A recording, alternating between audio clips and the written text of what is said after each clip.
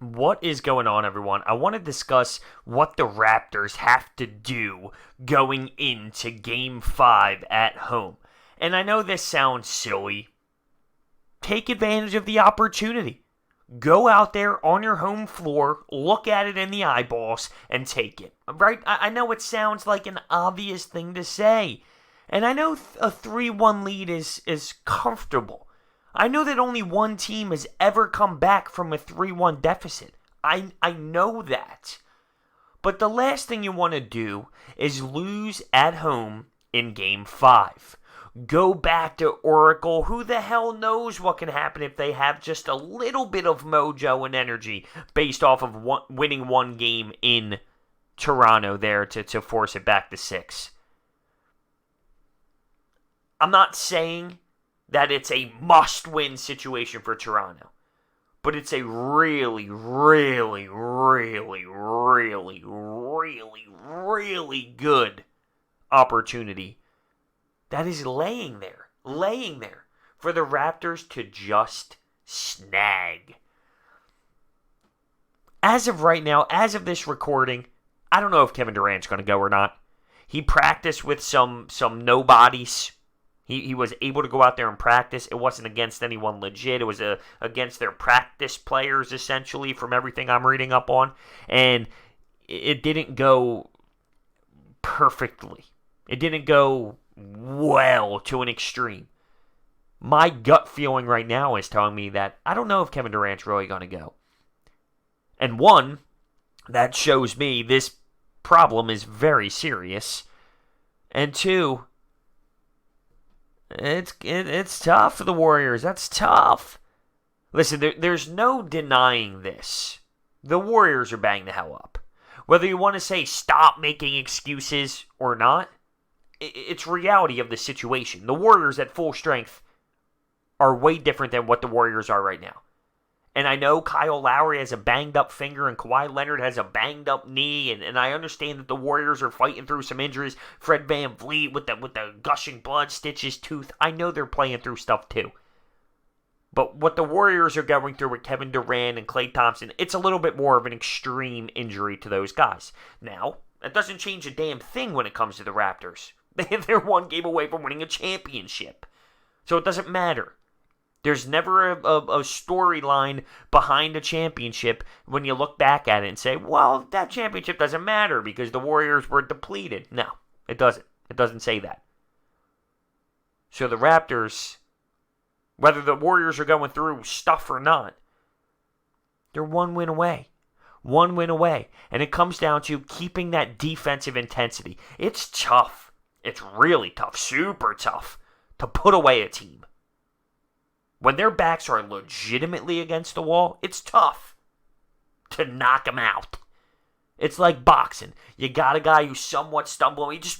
We won't go down. Will you throw the haymaker? Will you throw the uppercut to knock him out or not? This team, the Warriors, they're champions. Really, they're champions. They're not going to go down without a real fight. And it's going to be a battle for the Raptors. They got to bring that defensive intensity. That's what has carried them throughout the postseason, throughout this finals. Their defense has to be legit. On top of that, I think their role players have to step up. Now, the one good thing about that is we all know that role players normally play better basketball at home. So they're going to have that crowd roaring for them. They're going to have that energy boost. They need guys to step up. They need a full team effort. They do, and I've seen them do it. It's not impossible. And the way the Warriors are playing right now, the Raptors have a good chance of doing it.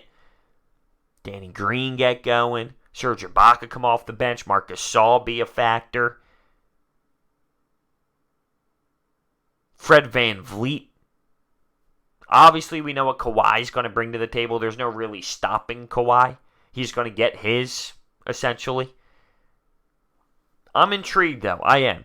Because I want to see what this Raptor squad is really made of. Once again, if they lose this game at home, is it the end of the world? No, they got to win one basketball in 3 games, really, is what it comes down to. I'll put my money on the Raptors can probably get that done, whether they win this game or not. But special teams, they do this. They have game 5. They have a chance to win in 5 at home. Good teams, they knock them out here. Now, I think the Raptors are in a great mindset, really, because no one seems satisfied. No one seems satisfied. And I know that there's a difference between seeming satisfied to the media and then going out there. Let me put it this way. When you are an athlete, put yourself in their shoes. You're up 3-1, you're at home.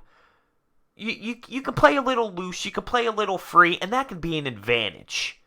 But when the other team has that instinct of, this is legitimately do or die, it's hard to match that intensity. And that's something that I want to focus on as a fan analyzing this game. Are the Raptors going to be able to match the Warriors' intensity based off of where each team is respectively at in the series? Listen, if there's one team that I think could maybe actually come back from that 3-1 deficit, it's this Warriors team. Only because of the fact that they've been on the other side before. That's the only reason. I just watched Game 6 of the Stanley Cup Finals. I watched the Blues at home, who is statistically a piss-poor home squad now. I've watched them just blow a chance. They were at home up 3-2 in the Stanley Cup Final to win the Stanley Cup at home. And they got waxed 5-1. Different situation, different scenario. Absolutely. But the top teams, the teams that are built for this, they don't let it linger. They don't let it linger.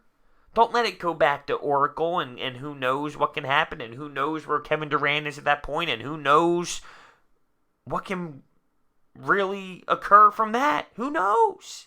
It's something you don't even really want to know if you're a Raptors fan. But I'm intrigued. There's no denying that. As much as Kyle Lowry has pissed me off with his attitude on the floor when it comes to complaining all the time, I've loved the way he handled himself in the media, especially about this whole Warriors owner investor that put his hands on him. And there's been all kinds of press conferences where I think he's handled himself in a really great way. And I know he's a Philly guy. So I'm looking at him with a little bit more respect due to the way that he handled all of that nonsense. I want to see this team come out with a killer mindset. I do. I want to see it. I also stated that I want the Warriors to win just for more basketball, which is also true. I don't know what the hell I want. I want a good basketball game. Like, I want to see the Raptors go out there and really just show, listen, you're banged up. I don't care. We're bringing the intensity. We're coming in and we're taking control on our home floor. But I also want to see the Warriors win so I can get more basketball. I don't know. I don't know what to tell you. That's the way my mind works. I don't know. I don't know. That's just the way it works here. Is Kawhi going to drop 40? You think? Klay defending Kawhi with this 70% of him can only do so much. Klay is an elite defender in this league. But when he's rolling with a popped hamstring, whew.